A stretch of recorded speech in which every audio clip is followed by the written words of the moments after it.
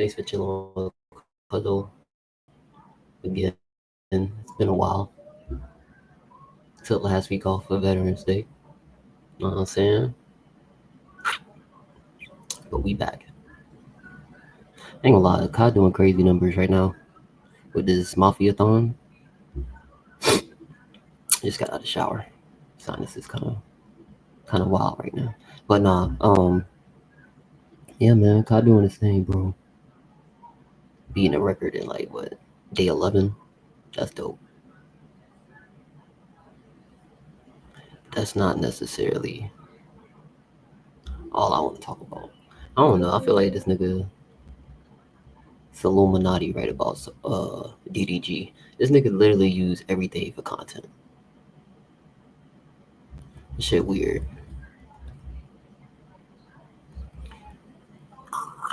I wonder why though. Why does he feel the need to use everybody like he has a relationship with for content? It's kind of weird to me.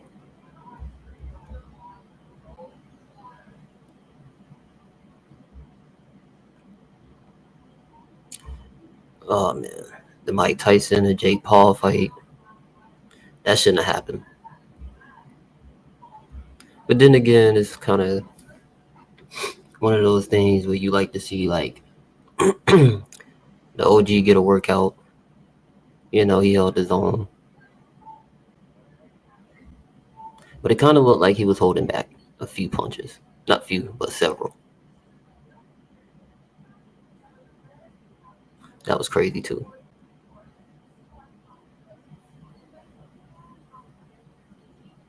Mm.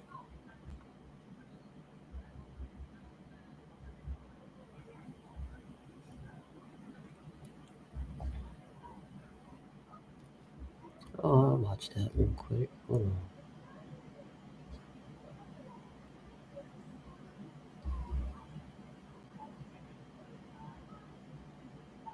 on. That's interesting. Hold on.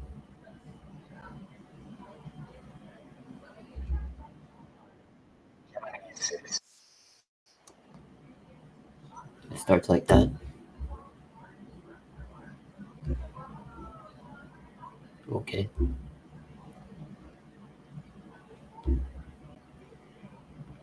Oh yeah, mental health. My mental right now is pretty good. I feel like certain things are coming together. So I feel like refreshed, renewed. Like, you know, um reminded to be thankful. And yes, keep God first. So yeah, that yeah, that's how I'm feeling, man. I'm feeling good. Feeling blessed. Yes.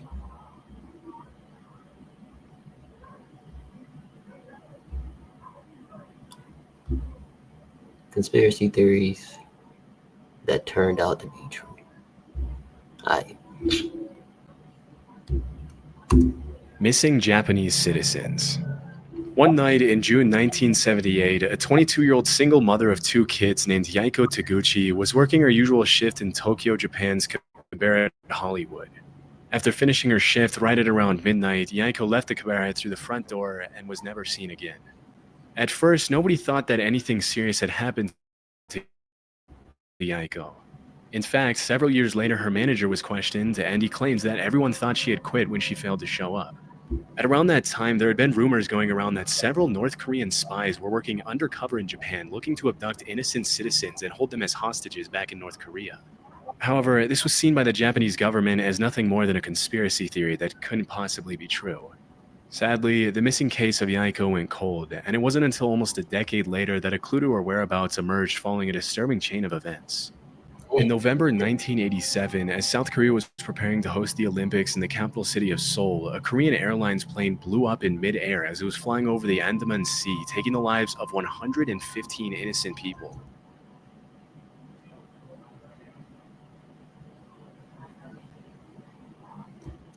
During the investigation, it was revealed that two North Korean agents acting under direct orders from the North Korean government had planted a bomb in an overhead storage compartment before getting off at the first layover in Abu Dhabi. As the authorities were closing in on the two suspects, one of them took his life with a cyanide laced. I remember hearing about this, but it's still kind of like it's still one of those things that's like shocking. But like to see pictures is like, Cigarette, but the South Korean government was able to arrest the other agent responsible for the attack. During her interrogation, it was revealed that she had been training for that mission for 6 years, and that for 3 of them she had been paired with Yaiko Taguchi, who had taught her how to speak and act like a Japanese woman so she could fly under the radar. As it was later revealed, Yaiko wasn't the only woman who had been kidnapped by the North Korean government. As of today, 17 Japanese citizens have been officially confirmed by the Japanese government as having been abducted by North Korea from 1977 to 1983. Disturbingly, a lot of them were shamelessly kidnapped in the middle of the day and thrown on a boat to North Korea. You might think that the victims were involved in something shady that put them on the North Korean government's radar, but the investigations actually suggest that most of them were average citizens who just happened to be at the wrong place at the wrong time. One woman was captured while she was walking to a knitting class, and 2 others were kidnapped on a vacation to Europe. Another one, a 13-year-old girl, was taken as she was walking back home from school. Some of these victims were kidnapped for identity theft purposes, while others, like Yaiko, were forcefully brought to North Korea to teach the Japanese language and culture to North Korean spies. Why is everyone bro, like spiraling this over shit here YouTube banning ad crazy so blockers? far. Like, chill, guys. Just use Pi. It's a free Chrome extension. Come on, come on, come on, come on. After the kidnappings were confirmed beyond the shadow of a doubt, the North Korean government had no choice but to come forward and apologize, but they claimed that only 5 of the 17 kidnapping victims were still alive. Over the next few years, the North Korean government would send what they would claim to be the cremated remains of some of the deceased victims back to Japan. However, as DNA testing would quickly reveal, pretty much all of the remains were fake, leading the Japanese government to believe that many more of the kidnapping victims were still alive. To this day, the North Korean government has stuck to its story, claiming that there were only 13 kidnapping victims and that the ones who were still alive were sent back safely to Japan. Shockingly, while the Japanese government has officially confirmed 17 kidnappings, the list of potential victims suggests that the true number could be as high as 800. You see, you see, man.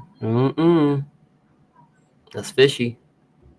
Sadly, given the current political situation, it's unlikely we'll ever see the full extent of these abductions, or see the North Korean government held truly accountable for its horrific crimes. Just the other day, I found myself wasting hours of time after my day was really trying to reveal of crimes on both four articles. Get started.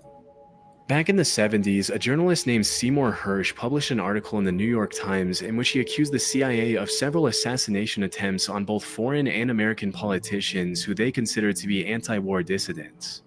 Due to these allegations, the US Senate put the CIA under investigation for alleged covert action abuses, which resulted in the release of 14 reports on major abuses committed by the CIA, FBI, and NSA. The majority of the reports included accusations of crimes such as opening and resealing US citizens' private mail for several years and illegally surveilling Black Power activists. Although these claims are obviously pretty serious, they paled in comparison to one particular accusation, or conspiracy theory, which alleged that the CIA had developed a pistol that could fire a poison dart over 300 feet, take a person's life, and leave absolutely no trace as to the cause of death. As it was later revealed, this theory turned out to be true, and the development of the poison dart gun was just one part of the program called MK Naomi, through which the CIA had sought to develop weapons for biological warfare. In 1975, William Colby, the CIA director at the time, had to testify in front of the committee that was investigating the agency. During questioning, he claimed that the CIA had developed a host of biological weapons as part of a plan to eliminate German leaders during World War II, but that their research had continued until well after the war. He also mentioned that the poison... Capping. Stop the cap. Come on, man. Come on, bro. Folks know you've been working on weapons.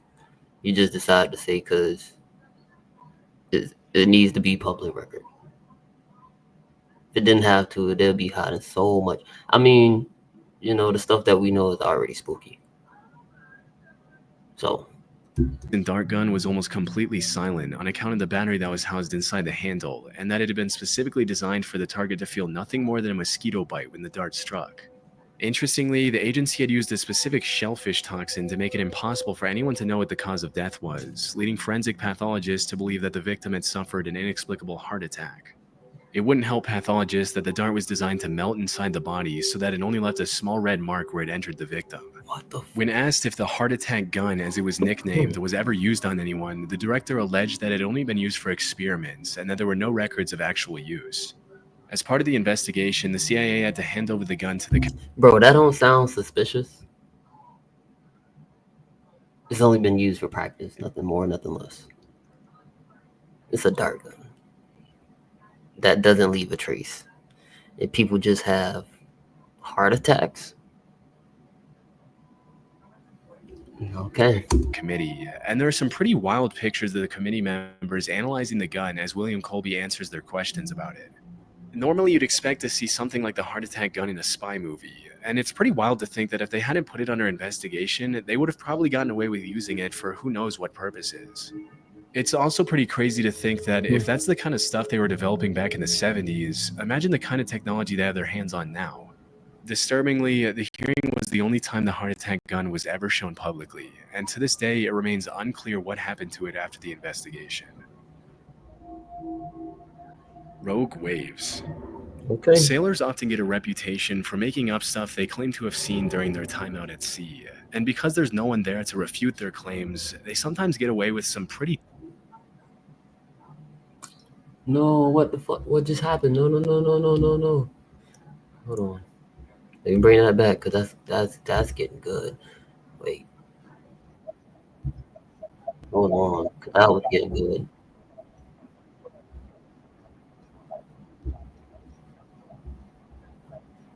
There we go. We back on. Hush. Missing Japanese citizens. Some pretty tall tales. For centuries, sailors all around the world had talked about seeing monster waves on the open sea that would allegedly reach over 100 feet in height.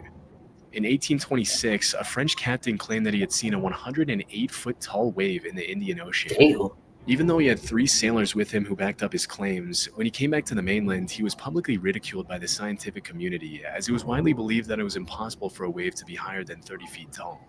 For a long while after that, dozens of people continued to claim sightings of these monstrous waves in the middle of the ocean. But with no real evidence other than eyewitness testimonies, the existence of these waves fell into the urban legend or conspiracy theory category. In the 80s and early 90s, the Draupner platform was set up in the North Sea off the coast of Norway to extract natural gas. As part of the protocol that was carried out to see if the platform was stable enough to withstand the rough seas, a wave height recorder was installed on the platform. On New Year's Day in 1995, the sensor recorded an 84-foot tall wave, which served as the first real piece of evidence for the existence of rogue waves. After this incident, a lot of people started wondering how many of the sailors from previous centuries had been telling the truth. What's more disturbing than that is that there were probably hundreds of disappeared sailors from all... I ain't gonna lie. I couldn't do it. I just couldn't, bro. 100-foot wave? Oh my god. Oh my god. I couldn't even do a 20-foot fall on a roller coaster. Like that's fear. But you talking about we in water and it is 100-foot wave heading toward, oh my god.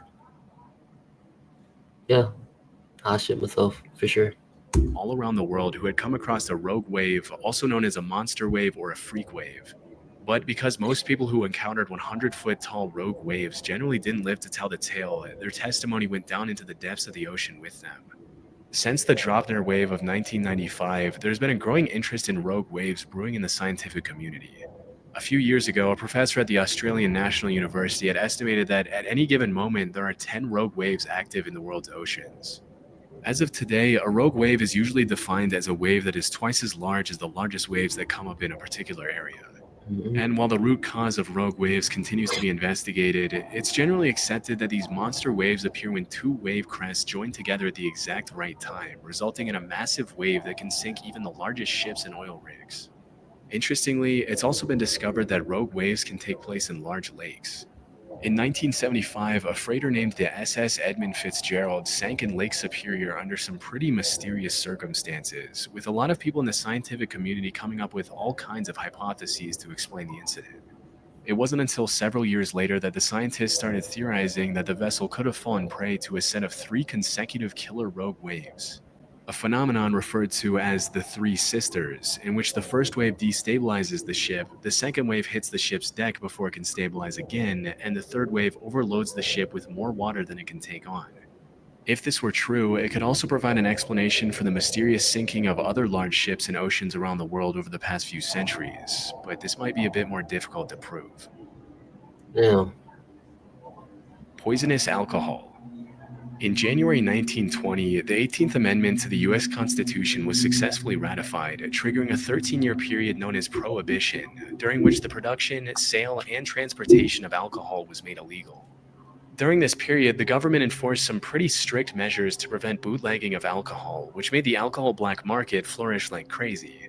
It was pretty much a playground for the mafia in which the government would raid one bar and another one would crop up in just a few days' time. Mm. While all of this was happening, there were some pretty messed up rumors floating around that the US government was taking extreme measures to make sure people weren't consuming alcohol.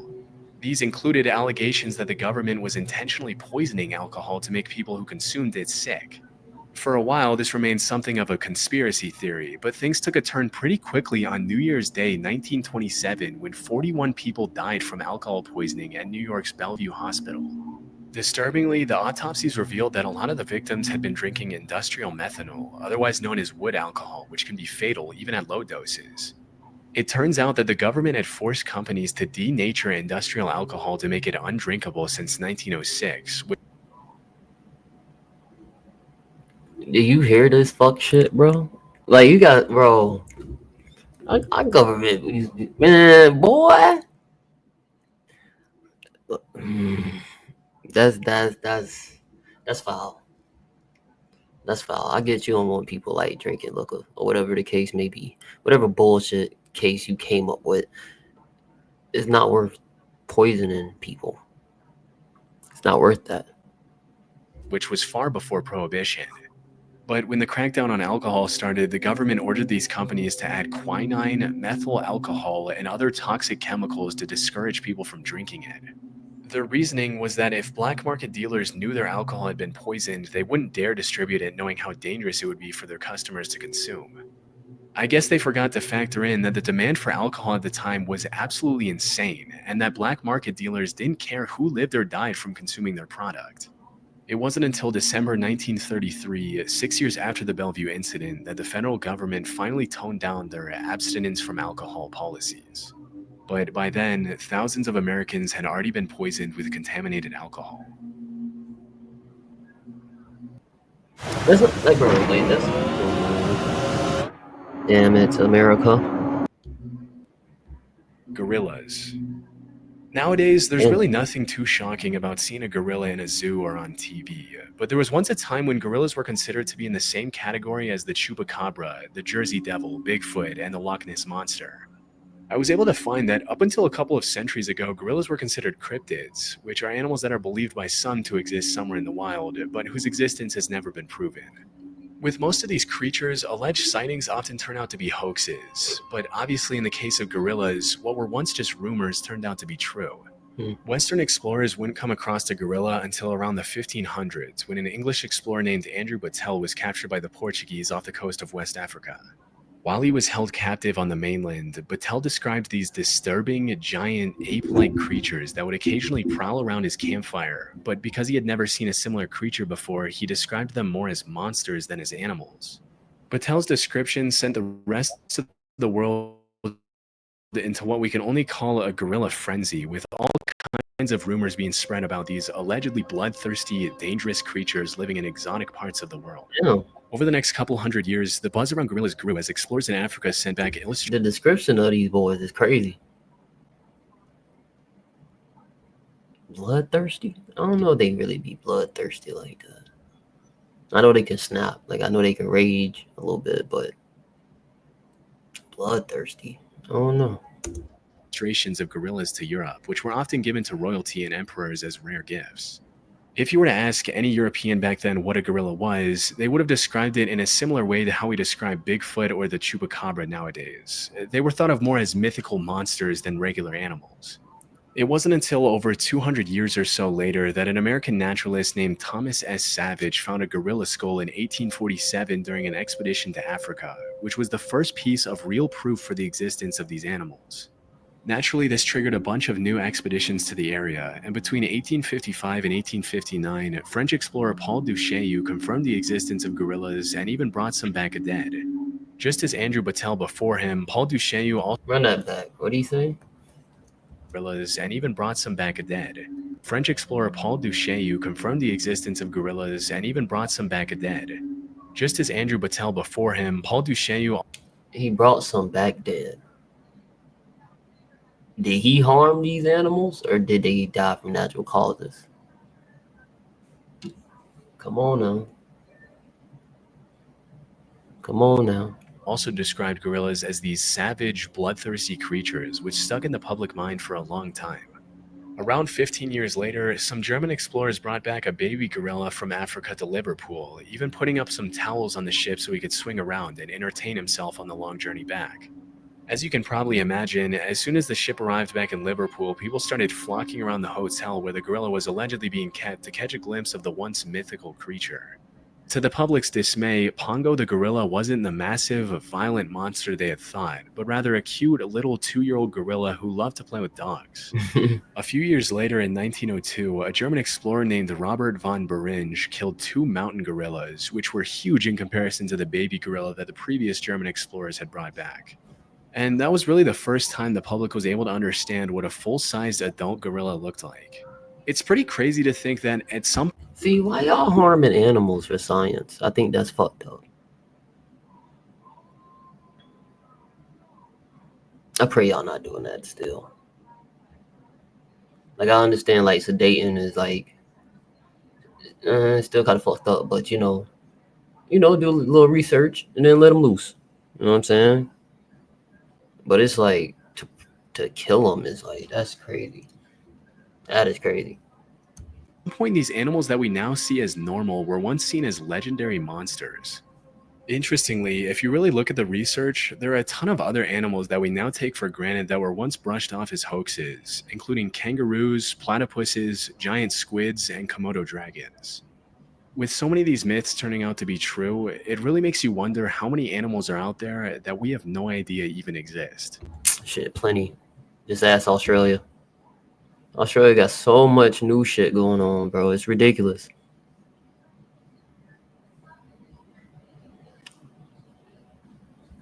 Wait, no. Courage died? I didn't know Courage died. Damn. Okay. That'll ruin your childhood for real. My God.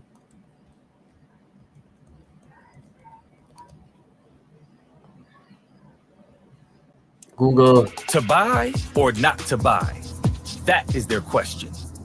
And nobody. Oh, idiot sandwich. I feel like an idiot for ordering this sandwich. Oh, that's terrible.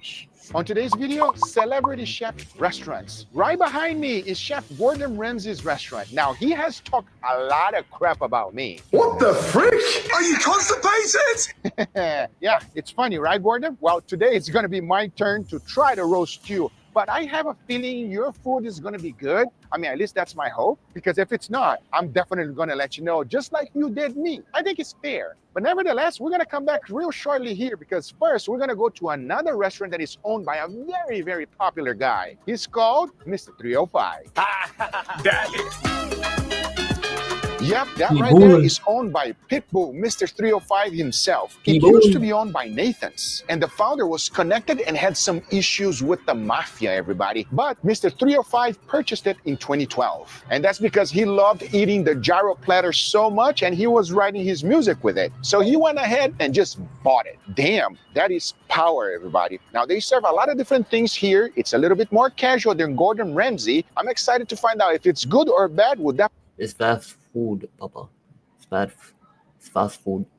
definitely going to let you know because the menu is quite interesting. Let's go see what they have. Come on. With over 30 locations, this restaurant really stands out. Even though it is considered fast food, they do have the regular stuff like hot dogs, chicken sandwiches, hamburgers. But one thing that definitely stands out from the rest is their Ito and steak sandwiches. That is what this restaurant is known for South Floridians. So I just arrived inside of the restaurant. I gotta say, everybody, I like the vibes, and I also love the pink outside. He's going Miami all the way. Shout out to Mr. Pitbull 305. Dale. But besides that, I'm hungry. Now, there are several things on the menu, but I want to order a few things that are quite popular. And our appetizer is here. Chicken wings, everybody. I gotta say, this chicken wings looks so crispy, golden brown. What a nice, beautiful color. But See, that looks gorgeous. Them look fire. Yes, sir. looks so crispy, golden brown. What a nice, beautiful color. But obviously, it can look good, but let's see how it tastes. Let's see. Flavor. Oh, man. Dale. Cooked all the way through, nice and crispy on the outside, super juicy in the inside. This is a good chicken wing. Wow. Oh, we're starting with a good review already. And by the way, which one is better, drums or flats? I'm liking this so far. So another thing this place is known for is their Yeah, let me get drums. I'm a drum guy. Flats is too much. Don't want to hear it. fries. It's seasoned fries. It's not regular fries like McDonald's. Let's see how it tastes. Oh, wow. That is amazing. Wow. Okay, that is my favorite fries I ever had. Seriously, I'm not even downplaying it. Those fries are a 10 out of 10. Will highly recommend. Super crispy, extremely flavorful. Thumbs up on the fries. This entire platter of chicken wings costs $16.99. They give you a total of 10 wings. I chose naked so I can get it super crispy. And of course, with a generous amount of fries. These were some good chicken wings, nice and crispy. And as you saw it there, I really enjoyed it. And another thing I noticed about this restaurant was the customer service. The manager was greeting everyone. Oh, thank you. You're so generous. Pitbull, give that man a raise. He's incredible. I'm telling you. That's a nice manager right there. You got me some cookies. Even though he was awesome, I would not allow that to affect my rating. But so far, we're doing really good. Next up, this place is known for their burgers too. So I had to go ahead and place an order for one. It is a bacon cheeseburger. We got a nice bread over here. And then in the inside, we got lettuce, tomatoes, pickles, onions. Looks good. It is time to find out how good this is. Let's see. Cheers. I'll be honest with you. The burger is not the best. At $9.29, this was not great. Duh. I could have figured that. But nah, them wings look fire as hell. I want some. Great. The bun was dry, the meat patty didn't have any juice, and it also lacked seasoning. That was not a good burger. But if you remember previously, Nathan owned this place, so hopefully the hot dog is going to be better. It's just a plain hot dog, everybody. There's not much special about it. It's just a regular, good old hot dog. Now, I want to know from you guys, do you put ketchup and mayo on your hot dog, or you just have ketchup and mustard? Put some ketchup in there, and let's see. All right, let's try this out. Okay. It tastes exactly like the one you buy in the supermarket. Same thing, no difference. It's a hot dog, everybody. And if you're like Matt Stoney, you can eat many of these, everybody. And let's not forget about Chestnut. That man can eat hundreds. Me, it's just a hot dog. At $3.50, this hot dog was just average. But there's one thing to keep in mind. The hot dog eating All right, Glizzy record attackers. is 83, which will cost you $290.50. That's a lot of money on hot dogs, which I much rather spend it on some steaks. And to be specific, Philly cheesesteaks. Yep, they have it on the menu. And I was excited to find out how good it was. So as you can clearly see, we got a generous amount of meat, but we also have mushrooms in here. We have cheese, obviously, and the bun. This bun here is super soft, which is a good thing for a Philly cheesesteak. Smells good, smells delicious. Enough talking. Let's give it a try right now. Cheers.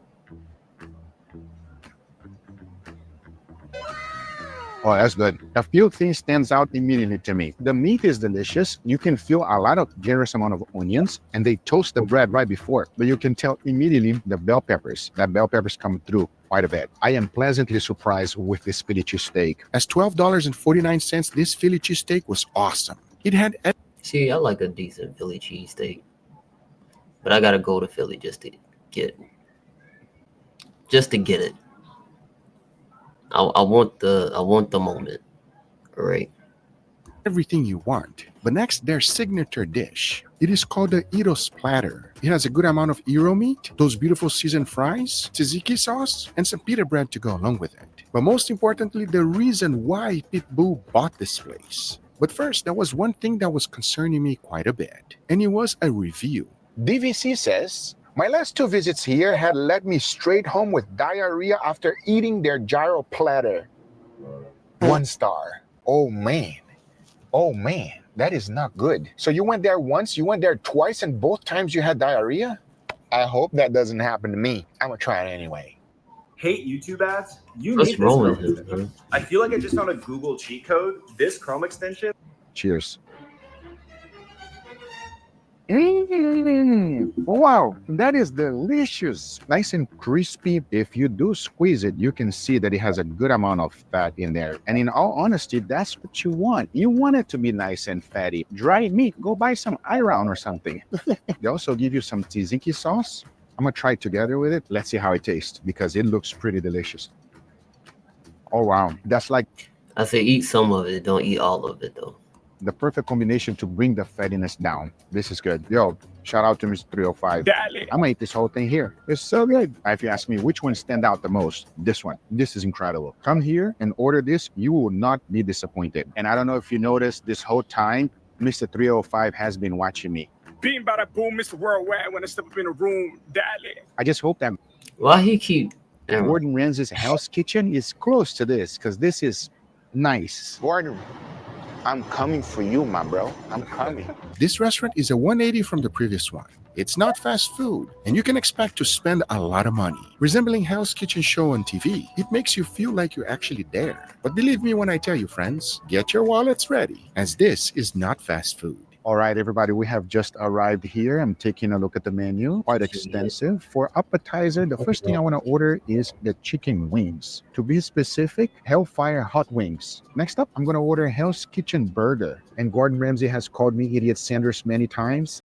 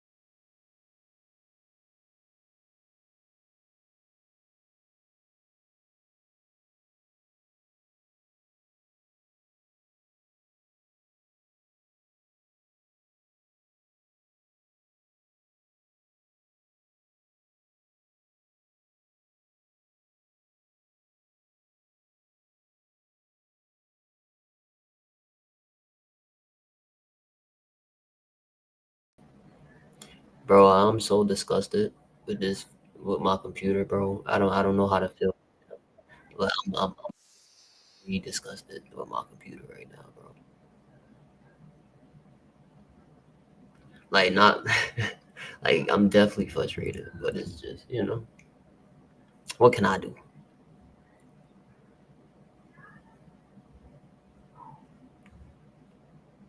A lot of money. Resembling Hell's Kitchen show on TV, it makes you feel like you're actually there. But believe me when I tell you, friends, get your wallets ready, as this is not fast food. All right, everybody, we have just arrived here. I'm taking a look at the menu, quite extensive. For appetizer, the first thing I want to order is the chicken wings. To be specific, Hellfire hot wings. Next up, I'm going to order Hell's Kitchen burger. And Gordon Ramsay has called me idiot sandwich many times. I'm going to have to order the idiot sandwich. And of course, I'm not going to come here without ordering the beef Wellington. How much that shit cost? $44.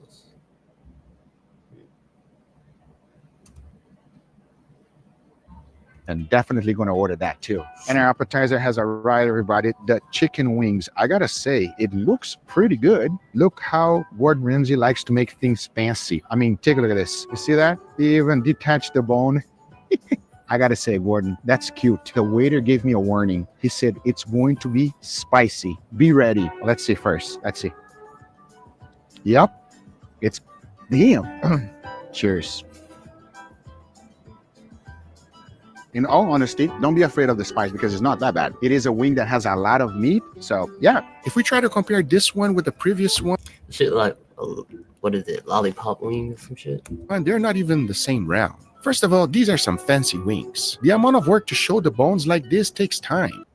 But I'll be honest with you, Beautiful. these were spicy, delicious, but it is a flavorful heat. It's not something that is going to kill you like the bomb sauce. It was some nice, delicious wings. And I don't think it's fair to compare the previous one with this one. But the next thing is definitely comparable, as I decided to order their most popular hamburger, the Hell's Kitchen burger. It looks absolutely incredible. They even put a nice shine on the bun itself. It smells phenomenal. Now, these right here, these fries looks like they're seasoned perfectly. I mean, check out the fries, everybody. Come on now. They look alright. Oh, damn, that's good fries. Give credit where credit is due. However, in Miami Grill was actually better, okay? Because I love the seasoning, but there's nothing wrong with these at all. These are fantastic. But take a look at this burger. The whole star here is... I mean, a thick cut like that can sometimes be a miss. Most of the time it's been like mid. This burger looks phenomenal. So this burger has chili jam. Uncle Roger, chili jam on a burger, is that correct? Oh, no. This is disgusting. Who put jam? Now it has ghost pepper cheese, so I'm expecting it to be a little bit spicy. Hopefully not too much. Oh, wow. Damn. It caught me by surprise of how good it actually is. The patty is cooked perfectly, nice medium rare, just the way I like it. That little crunchy element of the crispy onions on the top is delicious. The spiciness is just on the right amount and it's not overpowering. It is juicy, That look like a beautiful sandwich. greasy, and exactly what And it look like it's like medium, something like that. would expect from a good burger. But let's see how your idiot sandwich stacks up, because this burger is pretty good. Yep, I gotta give credit when credit is due. This is one of the most delicious burgers I've ever had in a restaurant. It had everything, from savoriness to saltiness. It was just awesome. But if you ever watch Hell's Kitchen, this scene is the most popular of them all. And I'm not sure if the next item I'm ordering is a real thing or Gordon Ramsay is just trying to troll us. This definitely looks like an idiot sandwich. If I thought about an idiot sandwich, that would be it, everybody. It just doesn't look very good. I'll be honest with you. It looks like you just slapped something together, put it, and just give it to the customer. I'm just saying, because your burger looked phenomenal, your wings look great. That is a definition of an idiot sandwich. Congratulations, you achieved that. They serve you with a salad. Is that like supposed to be a joke or is that serious? Nevertheless, let's try it. Look, here's the deal. If you think I'm going to talk good about a salad, you're out of your mind. It's a freaking salad, okay? There's not much to say. It's clean, it's healthy, and it comes with your idiot sandwich. That's all I got to say about that. All right. Move it to the side, get to the sandwich. I try a sandwich. So Chef Gordon Ramsay has called me an idiot many, many times. Were you trying to say that I'm supposed to look like this? That's what it is, because it's an idiot sandwich. But nevertheless, let me try the sandwich.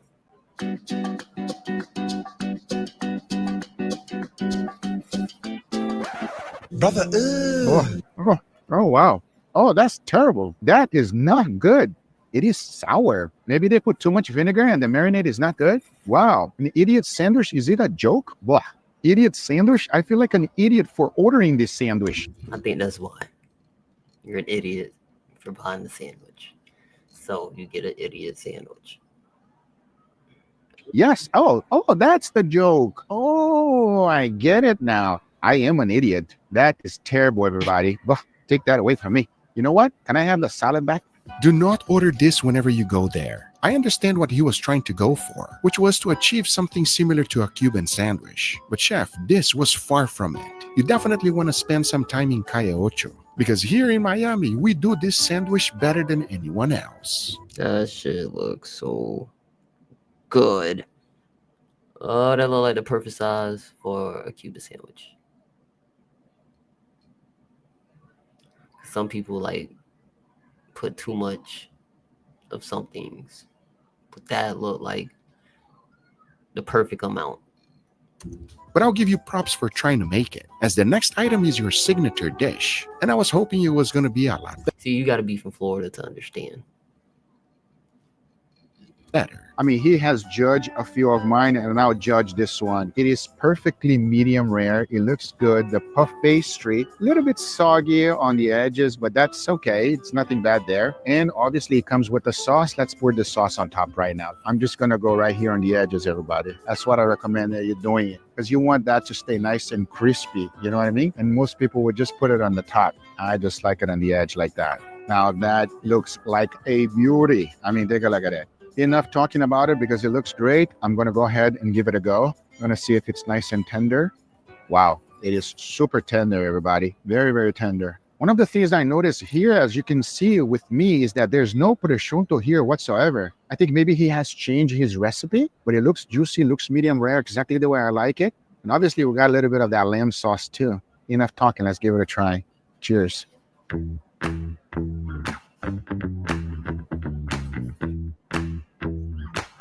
Yep, it's good. I do have a few things to say though. It's not the best beef Wellington I ever had, because the pastry right here is soggy. It's quite soggy. It's not crispy whatsoever. And the meat is extremely tender, but I'm missing the prosciutto. The lamb sauce is phenomenal, but it's good, everybody. It's not bad. I mean, take a look at it. Nicely medium rare. The duck cell is there for what it is. Medium. Cook it just a tad bit more for me, please. Just a little bit more. It's a good welly, man. Nice and tender meat. It could be better because of the puff pastry. And if Chef Gordon Ramsay was actually rating this, the first thing he would say is that that puff pastry needs to be a little bit crispier. It's too soggy. And to go along with the welly, they also give you a truffle potato right here. Now, I'll be honest with you. They put a generous amount of truffles in there, which is a good thing. And they're not using truffle oil, which is terrible. So let's see how this tastes. I'm curious. And take a look at this potato. Looks nice and creamy, that he used a lot of butter. And there's a generous amount of truffles in there. Let's see how it tastes. Oh yeah, that's worth getting more than the Wellington. Wow. Normally, I hate on truffles because I think it's too expensive. I ain't gonna lie, the portions look good too, because I don't like the expensive restaurants that get them little ass portions. That should be bullshit. Cut that out. Expensive for what it is, but since it's not truffle oil and it's nice and fresh, this is very good. A tremendous amount of butter. This thing is filled with more butter than truffles, but overall, very good. This is better than the welly. Now, if you ask me, Google, what was your favorite thing that you had in this restaurant here? 100% the burger. The burger was phenomenal. It's so much better than this beef Wellington. I promise you, it is a burger to be remembered. And in case you're wondering how much I spent, it was about $300 in Hell's Kitchen. Fuck. As expected, but nah. This nigga here.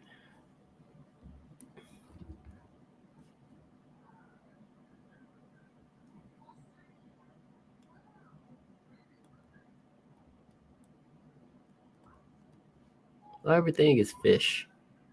It's crazy.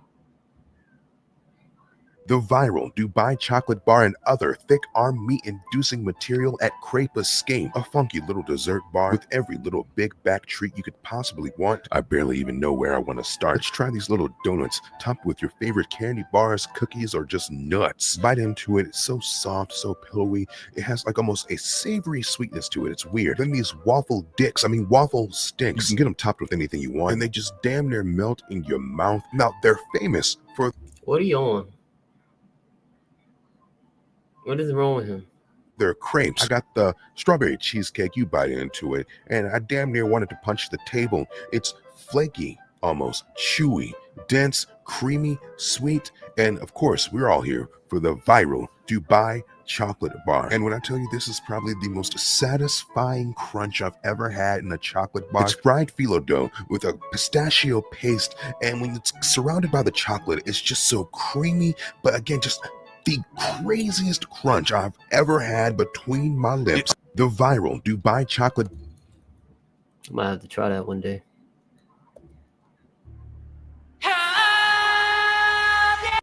As the head honcho at Buzzball.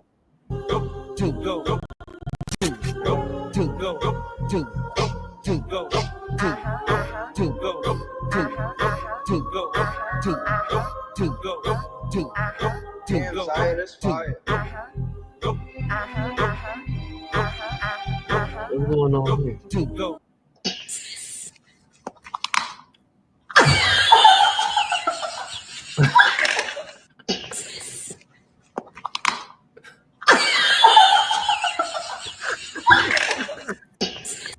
Oh, I had to take that medicine.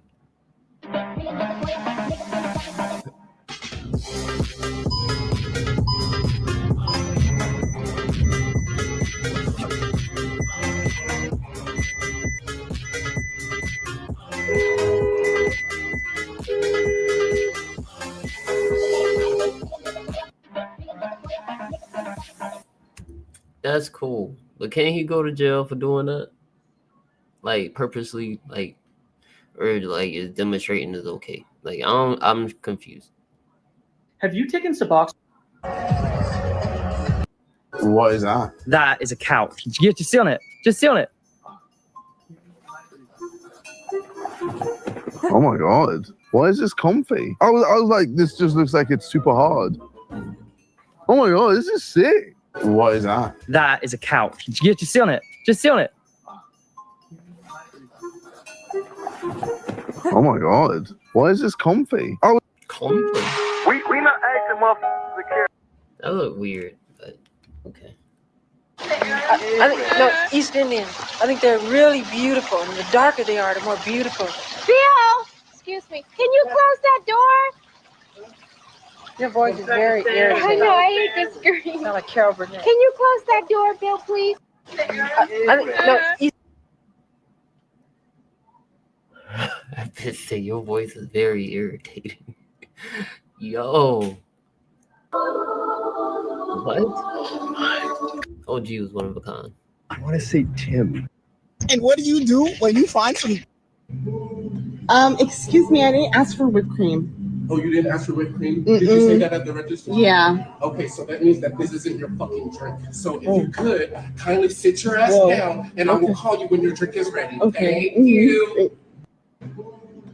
Excuse me, I didn't ask for whipped cream. Oh, you didn't ask for whipped cream?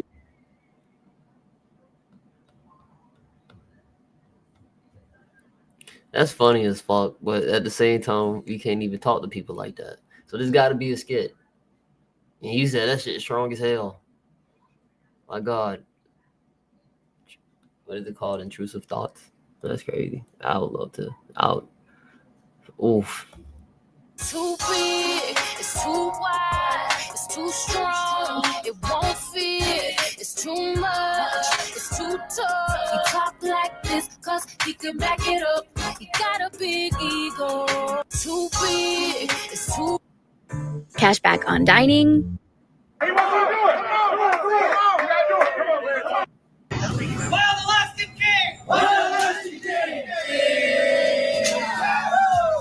Hey guys, this is Kobe from Pike Place Fish. I got a wild winter Alaskan king salmon. These guys are super fatty, really buttery. And this is our top seller for Thanksgiving and Christmas season. Thanksgiving is coming up pretty soon. It's going to be the next week.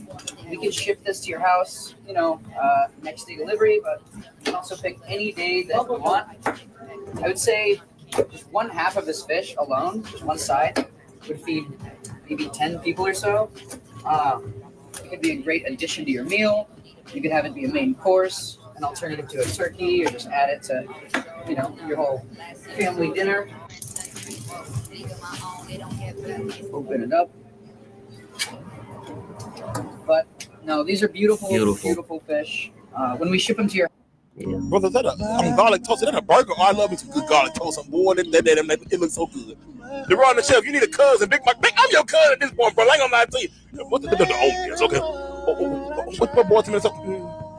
And when I get the courage, I'll turn up somebody new. And always was a walk I just can't come back to you. Yes, let that cheese nut in there. Come on, that 4 seasons alone this hell. All I need is sandwich. They gonna like, oh my god. Give me some. Brother, is that a garlic? No, but what he did with the fruit? Or am I tripping? Sorry. Turn your right hand over. Close your left hand in a fist like this. Okay. I want to say it's been an honor working here, getting this experience. I wanted some fried chicken, so I pulled out my stainless steel frying pan. This is my first time using this. You're not supposed to use water, but I couldn't tell if it was hot because it wasn't boiling. This is my first time using this, and although you do get a thermometer, I didn't know what I was doing with that. I started to put the chicken inside of the pan, and as you can see, it's sizzling it right away. But I got nervous because this chicken was cooking so fast, I thought my chicken was going to be raw. After checking it, it didn't look too bad, so I started to take it out. And I like that it has this little drainer at the top. Once the chicken was drained, I just put the chicken in the bowl. This frying pan comes in 3 different... Where the fuck can I buy that? Oh. How much this cost? I need one of these. Hold on.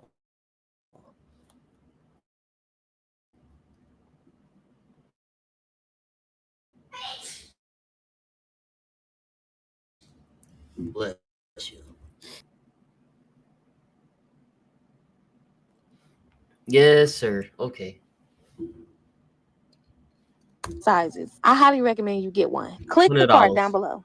I wanted some fried chicken, so I pulled out my stainless steel. Day 2 of trying old people's candy I've never had before. The Charleston Chew. Smells delicious. I'm not gonna lie to you. It smells like some kind of cookie candy.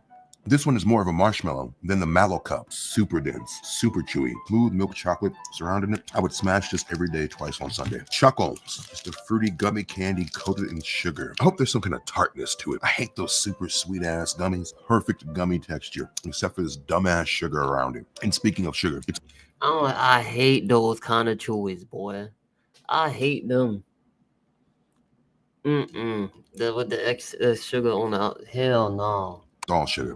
There's no tartness to it. You want something to kind of give you that fruit illusion, even if it's just like citric acid. Give me something to make me think I'm eating some kind of medicine. You're eating it has like a gummy cherry medicine. essence. Yuck. Like you smell cherry, but you don't taste cherry. Garbage. Boston baked beans. Now, I think I've actually had these before. Had to have been like 5, like Halloween energy, because no one's buying this shit. Candy coated peanuts. The coating is just like petrified sugar. Hell no. No. No. Throw them away. I don't get the appeal. You just want to eat a sweet peanut? It's such a horrible and abrasive kind of a bite. What's the appeal? Hell no. That's hell no.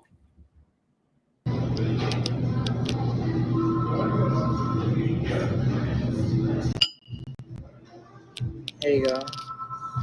Thank you. Take it. I'm gonna do it? Yeah. I eat every day. How is it? Awesome.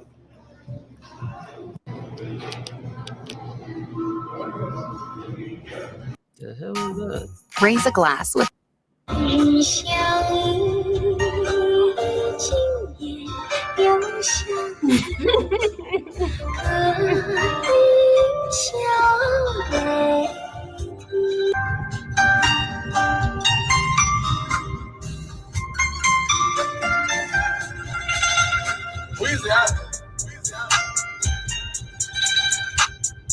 Oh.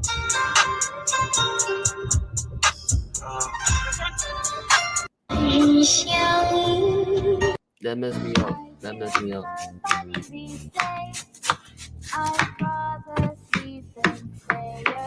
Esse é o DJ da Brata Putaria.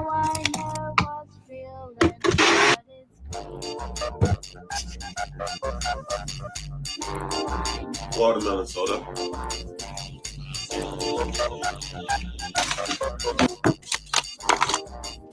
I knew his fridge looked like that.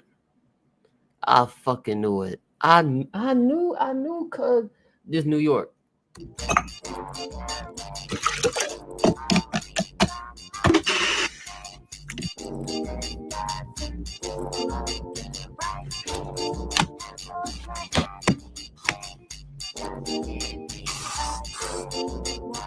He ain't even let it freeze all the way.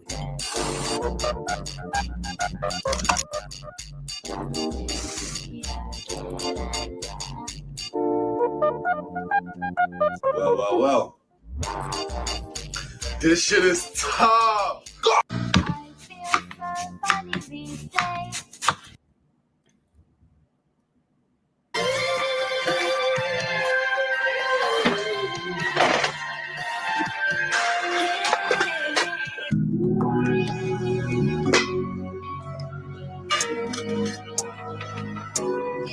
See, when a dude say, yeah, I cook at the house, he took this shit to a whole nother level. Damn. This what cooking for your woman mean, bro? Yeah, I still my shit up. Let me hold on. Let me see what you make. Kissing and hope the cutters, whether they like it or not. I wanna show you out. I wanna show you out. I wanna brag about it. I wanna tie you. Oh my God. I wanna show you out. I wanna show you out. I wanna show you. Yeah. I wanna show you out. I wanna show you out. I wanna show you. Yeah. I wanna show you out. I wanna show you out. I wanna show you how. You can get what it was, boy. 9:30. He's showing the fuck out. He is showing the fuck out, bro. What? God, we gotta step it up, man. We gotta step it up, fellas. Please,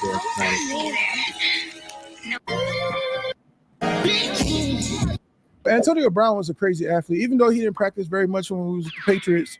When he did, though, it was pretty amazing. Bro, we didn't have a ball touch the ground when Antonio practiced. We had the best week of remember how crisp that practice was? Because he rose the level of everyone else. He was so good, man. He was a monster. He really is a good player. He was. Hey. Wow.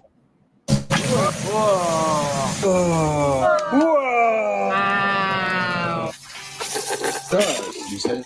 Whoa. But I know a lot of them. Yeah, so clean that turkey wing. That's what's it. Put that lotion on that Italian skin. You know, the lotion is important to the food, like lotion is to our skin. You see how my skin is just glistening. Now that food is gonna be glistening. And the seasoning is the cologne. The seasoning is the cologne and the perfume. Y'all all put the pebbles in there. The onions, yes, Lord. And let that Frankie Beverly and Mays play. What is it? There's a time of the day. Oh boy, them things are so perfect.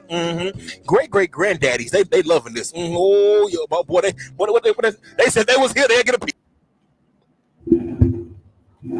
Oh my God. Oh my God, them sticks and cues of heart failure. Ooh, they just backed up. No, we gonna be scared. Yes. Oh my God, I want to eat the bell peppers and stuff too now. Oh boy, you are doing something special. Oh my God. Oh. Y'all want to say it together? Give us some. But I know a lot of them. Yes, so clean. I ain't had nothing that made me feel like that. Jesus Christ. We got some Chinese crowd. No, I don't care no more. I don't want to watch nothing else.